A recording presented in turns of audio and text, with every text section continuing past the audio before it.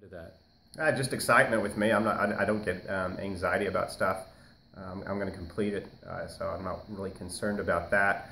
Just excited, ready to go. I hate waiting the 10 minutes they make us wait and then count down and then start going. Biggest part with me is to make sure I don't try to finish the race in the first mile.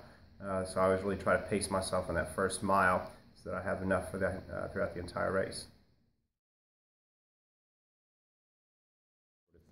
That's the best thing about obstacle course racing, in my opinion. People are there to help each other out. I'm there to help anybody out, whether we're running together, there's somebody that's ahead of me or behind me. When I get to somebody that's struggling on an obstacle, there's something I can help them with. I'm more than willing to do that. Sacrifice a little bit of time on my end because it's not necessarily about time. It's always a competition against yourself, making sure you can complete everything.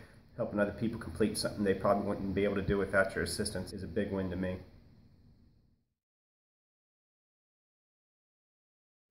Definitely to this point, bone frog. Bone frog was pretty brutal. It was still early in the year, but it was unfortunately pretty hot, no wind, and it was a lot of obstacles. It was supposed to be a 6.5 mile race. I think it was a little less than 10 after you counted all the bleachers, the 22 stories we had to climb. It tested everything. It definitely taught me a lot of what I needed to do for the next race. Definitely hydration is a huge issue I learned on that one. Cramping, something that never happens to me. I've always had really good endurance. I was cramping pretty bad, especially in my forearms. So it taught me a lot of weaknesses that I had as far as OCR goes. So when I started, it was really easy for me as far as the endurance part goes because I'm a runner. Run 5 miles every morning without a problem. So that part of the race was never an issue for me. What I learned was grip strength is a huge thing. I got away from the gym for a long time. I was just focused solely on running. So with this, it taught me upper body strength I need to get back to. So I started doing that. Grip strength comes back. Upper body strength as far as being able to pull. You have to pull yourself a lot throughout this deal.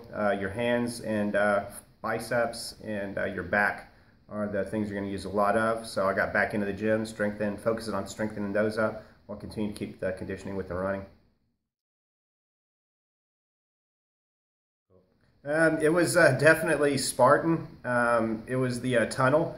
It's not that I'm claustrophobic or anything like that, but you're in a tunnel that is probably 50, 100 yards long. I don't know how long it was because I was in there so long. You're just trapped in there. You're a rat. There are people in front of you and behind you, and somebody has a heart attack in front of you. You got to convince everybody behind you to get out. So you're really praying that's not happening because everybody stops, and it is hot in there. And you can't see anything. It gets really dark with everyone in front. So that was definitely the most difficult. It wasn't from the standpoint that it was difficult physically. It was more difficult mentally because you were not in control in any aspect of that one.